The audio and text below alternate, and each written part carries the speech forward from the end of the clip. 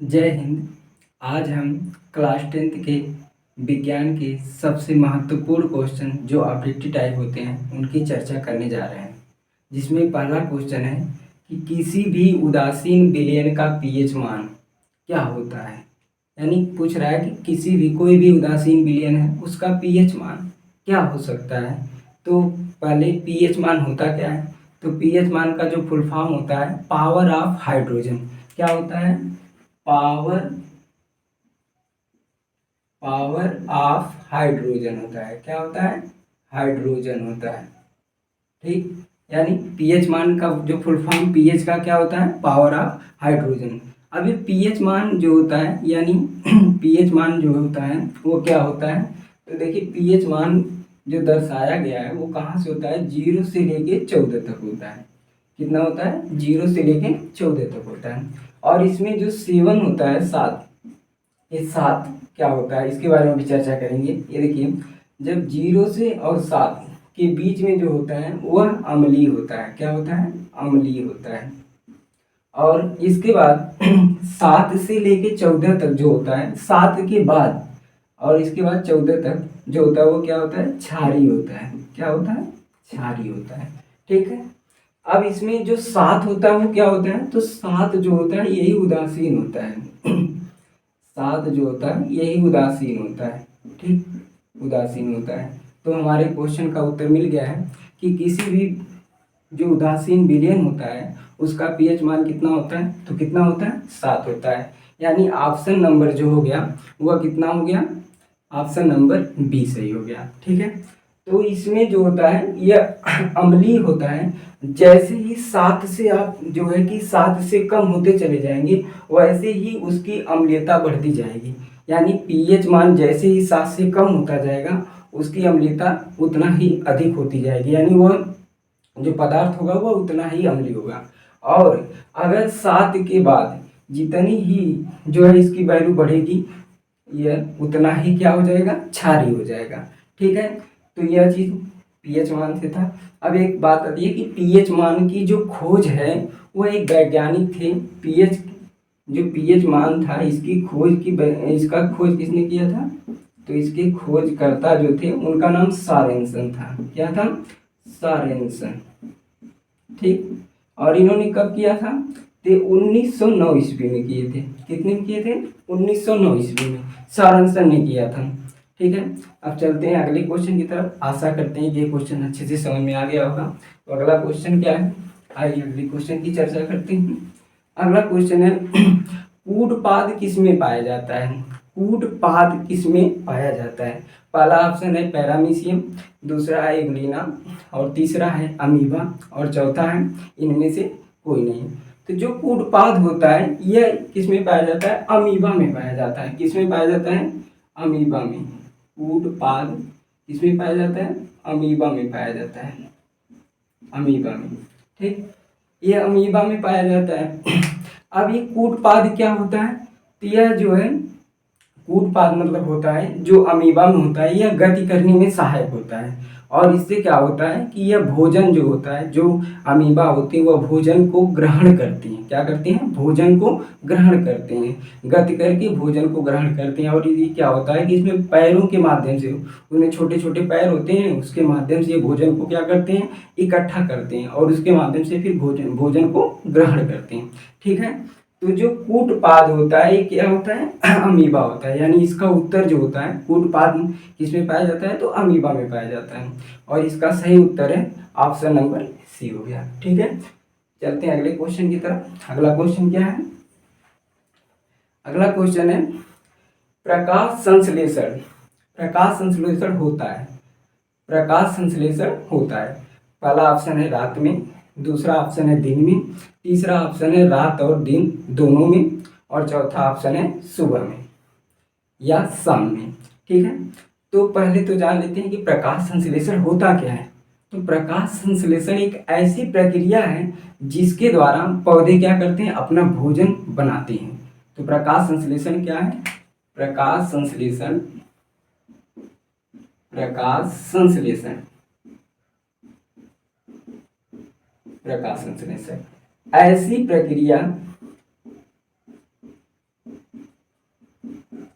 ऐसी प्रक्रिया जिसमें पौधे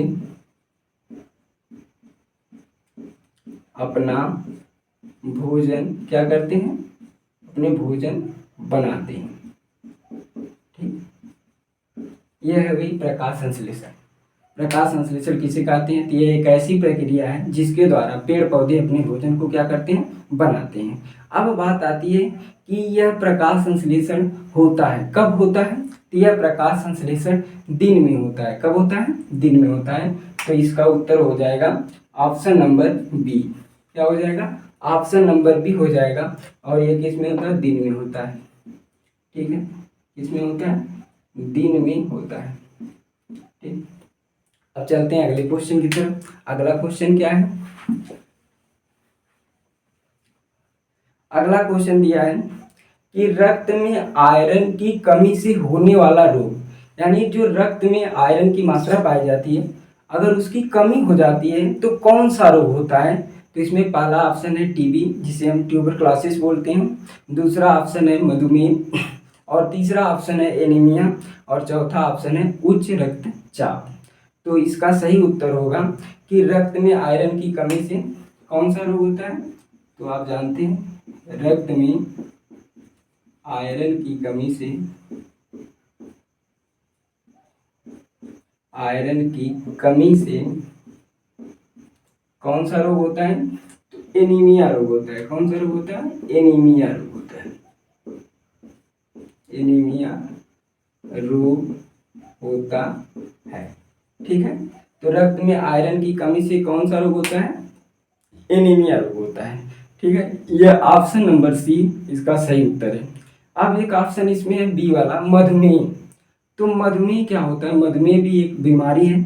ठीक है, और इसमें क्या होता है, ये बीमारी कैसे होती है? तो जब हमारे ब्लड में यानी रक्त में शुगर की मात्रा अर्थात शर्करा की मात्रा क्या हो जाती है? ज़्यादा हो जाती है, अधिक हो जाती है, तो हमें मधुमेह रोग हो जाता है। आई बात सबको समझ में? फिर ठीक है, चलते हैं अब अगले क्वेश्चन की तरफ।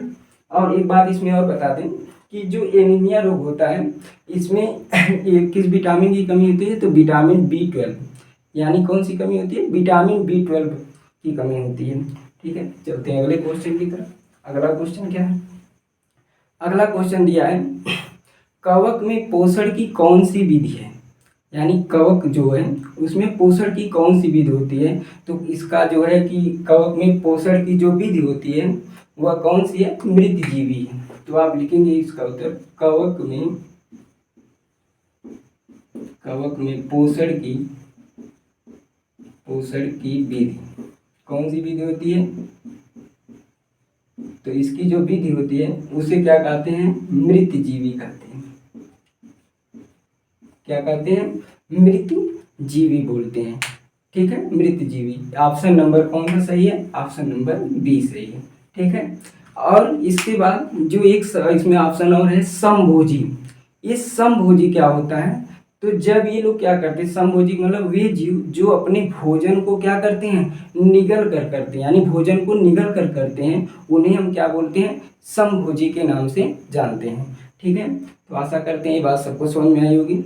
चलते हैं अगले क्वेश्चन की तरफ। अगला क्वेश्चन क्या है? अगला क्वेश्चन दिया है कि लेंस की क्षमता का एसआई मात्रक, यानी लेंस जो होता है हमारा, लेंस की क्षमता का एसआई मात्रक, लेंस की क्षमता का एसआई मात्रक क्या है? तो आप सभी लोग जानते हैं, इसका उत्तर मुझे आशा है कि सबको पता होगा कि लेंस की क्षमता का जो एसआई मात्रक होता है वह क्या होता है? एसआई मात्रक इसका क्या होता है? डायोप्टर होता है। क्या होता है? डायोप्टर होता है। क्या होता है? डायोप्टर होता है। ठीक है, तो ये सबको पता होगा लेंस की क्षमता का एसआई मात्रक डायोप्टर होता है। अब आपके ऑप्शन में और दूसरा ऑप्शन दिया है एंगस्ट्रॉम। तो एंगस्ट्रॉम का क्या होता है? तो एंगस्ट्रॉम जो होता है लंबाई मापनी, इसका लंबाई का मात्रक है। ल्यूमिन क्या होता है? तो प्रकाश का मात्रक है। और लक्स क्या है? तो ये लक्स जो रोशनी होती है, प्रकाश की इकाई, रोशनी समझ लीजिए कि रोशनी की इकाई लक्स है। ठीक है, तो चलते हैं अगले क्वेश्चन की तरफ। अगला क्वेश्चन क्या है? अगला क्वेश्चन दिया है कि प्रकाश प्रकाश गमन करता है। प्रकाश गमन करता है। प्रकाश मतलब गमन मतलब क्या होता है, जाता है। कैसे चलता है, तो प्रकाश कैसे चलता है। पहला ऑप्शन दिया है सीधी रेखा में, दूसरा ऑप्शन दिया है तिरछी रेखा में, और तीसरा ऑप्शन दिया है टेढ़ी रेखा में, और चौथा ऑप्शन क्या दिया है, इनमें से कोई नहीं। तो आप सभी लोग जानते हैं कि जो प्रकाश होता है, प्रकाश प्रकाश कैसी रेखा में गमन करता है, सभी लोग बताएंगे। प्रकाश हमेशा क्या करता है, प्रकाश हमेशा सीधी रेखा में गमन करता है। कैसी रेखा में गमन करता है, सीधी रेखा में, सीधी रेखा में गमन करता है। प्रकाश हमेशा कैसे गमन करता है, तो सीधी रेखा में गमन करता है। आई बात सबको समझ में, इसका ऑप्शन नंबर ए सही है, अर्थात सीधी रेखा में। आई बात समझ में। अब इस पे चलते हैं, कुछ और इस पे संबंधित क्वेश्चन कर लेते हैं कि प्रकाश की चाल, जो प्रकाश की चाल होती है, यानी आप लिखेंगे निर्वात में प्रकाश की चाल, निर्वात में प्रकाश की चाल, निर्वात में प्रकाश की चाल। निर्वात में प्रकाश की चाल क्या होती है, तो आप लिखेंगे 3 × 10⁸ मीटर प्रति सेकंड। कितनी होती है, 3 × 10⁸ मीटर प्रति सेकंड। यह जो होती है प्रकाश की चाल होती है। एक क्वेश्चन इससे और बनता है कि सूर्य से पृथ्वी तक आने में जो प्रकाश है, यानी सूर्य का प्रकाश जब सूर्य से पृथ्वी पर आता है तो कुल कितने समय लगता है, तो आप लिखेंगे कि सूर्य का प्रकाश पृथ्वी पर आने में, पृथ्वी पर आने में कितना समय लेता है, तो 8 मिनट 3 सेकंड। कितना लेता है, 8 मिनट 3 सेकंड लेता है। लिखेंगे 8 मिनट 3 सेकंड लगता है,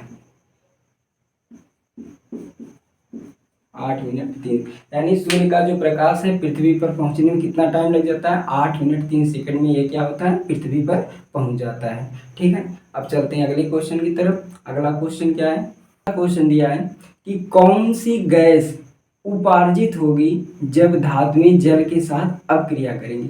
कह रहा है कि कौन सी गैस उपार्जित होगी, यानी कौन सी गैस उत्सर्जित होगी जब धातुएं जल के साथ अपक्रिया करेंगी।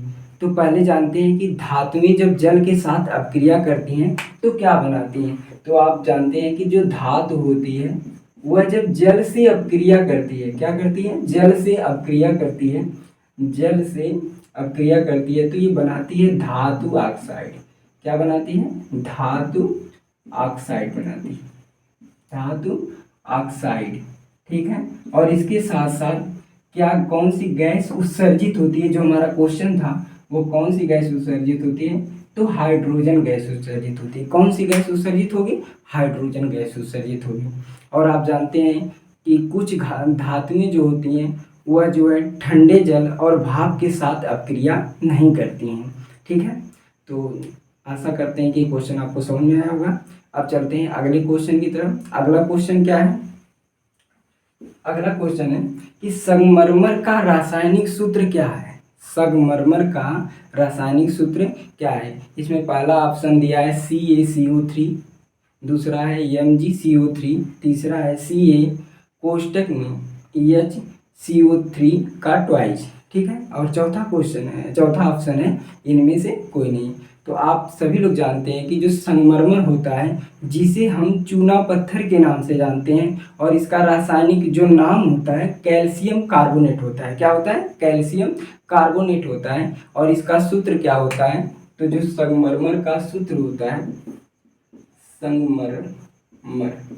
संगमरमर का सूत्र, संगमरमर का सूत्र, तो संगमरमर का सूत्र क्या होता है, CaCO3 होता है, जिसे हम कैल्शियम कार्बोनेट के नाम से जानते हैं। ठीक है, तो इसका ऑप्शन नंबर ए सही है। अब चलते हैं पहले इसके अगले क्वेश्चन भी चलने के पहले हम जो है कुछ तत्व हैं उनके क्या नाम है, रासायनिक सूत्र लिख लेते हैं। जैसे सिंदूर है, क्या है, सिंदूर, ये सिंदूर का क्या होता है, तो आप सभी लोग जानते हैं सिंदूर का क्या होता है, HGS। क्या होता है इसका रासायनिक सूत्र, HGS होता है। और आप अच्छे से जानते होंगे एक और है लाफिंग गैस, जिसे कहते हैं लाफिंग गैस, या जिससे हमें हंसी आती है। वो कौन सी गैस है जिसको सूंघने के बाद हमें हंसी आ जाती है, तो उसे हम लाफिंग गैस के नाम जानते हैं।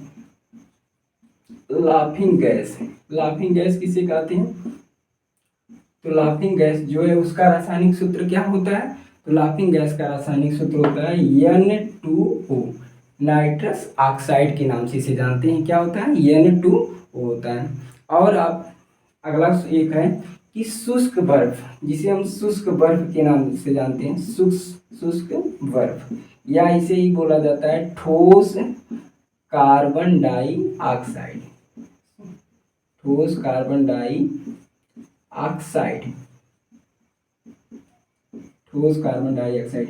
इसका सूत्र क्या होता है, तो आप सभी लोग जानते हैं ठोस कार्बन डाइऑक्साइड का सूत्र क्या होता है, CO2 होता है, या इसी को शुष्क बर्फ के नाम से जानते हैं। ठीक है। और एक बहुत ही फेमस जो है कि एग्जाम में बार बार पूछा जाने वाला सूत्र, जिसे फिटकरी कहते हैं, तो फिटकरी का रासायनिक सूत्र क्या होता है, फिटकरी, फिटकरी, फिटकरी, फिटकरी का रासायनिक सूत्र फिटकरी होता है सर, फिटकरी, फिटकरी। फिटकरी का रासायनिक सूत्र क्या होता है, फिटकरी का रासायनिक सूत्र होता है K2SO4 Al2SO4 का थ्राइज इंटू 24H2O। फिटकरी का रासायनिक सूत्र क्या होता है, K2SO4 thrice, K2SO4 Al2SO4 thrice into 24H2O होता है। ठीक है। तो आशा करते हैं कि ये चीज़ें आपको समझ में आई होंगी। चलते हैं अगले क्वेश्चन की तरफ। अगला क्वेश्चन क्या है, अगला क्वेश्चन दिया है सिल्वर क्लोराइड का रंग कैसा होता है, सिल्वर क्लोराइड या सिल्वर ब्रोमाइड जिसे भी बोलते हैं, सिल्वर क्लोराइड का रंग कैसा होता है, तो पहला ऑप्शन है श्वेत, दूसरा ऑप्शन है पीला, तीसरा ऑप्शन है हरा, और चौथा ऑप्शन है काला। तो जो सिल्वर क्लोराइड होता है, क्या होता है, silver chloride, silver chloride, chloride, इसका पहली बात तो सूत्र क्या होता है, सिल्वर क्लोराइड का सूत्र होता है AgCl। क्या होता है, AgCl होता है। और इसका जो रंग होता है, इसका रंग, सिल्वर क्लोराइड का रंग कैसा होता है, तो आप सभी लोग जानते हैं इसका रंग कैसा होता है, श्वेत होता है। कैसा होता है, श्वेत मतलब सफेद होता है। कैसा होता है, सफेद होता है। सिल्वर क्लोराइड का रंग कैसा होता है, सफेद होता है। ठीक है। और इसका जो प्रयोग होता है, यह जो इसका प्रयोग सिल्वर क्लोराइड का प्रयोग आप कहाँ करते हैं, तो फोटोग्राफी में करते हैं। कहाँ करते हैं, फोटोग्राफी में किया जाता है। इसका प्रयोग कहाँ किया जाता है, फोटोग्राफी में, फोटोग्राफी में किया जाता है। सिल्वर क्लोराइड का प्रयोग कहाँ किया जाता है, तो फोटोग्राफी। एक जगह और किया जाता है, जो पीएच मीटर का इलेक्ट्रोड जो बनता है उसके रूप में भी किया जाता है सिल्वर क्लोराइड का उपयोग। ठीक है। तो आशा करते हैं कि ये सब क्वेश्चन आपको समझ में आए होंगे। फिर मिलते हैं अगले वीडियो में।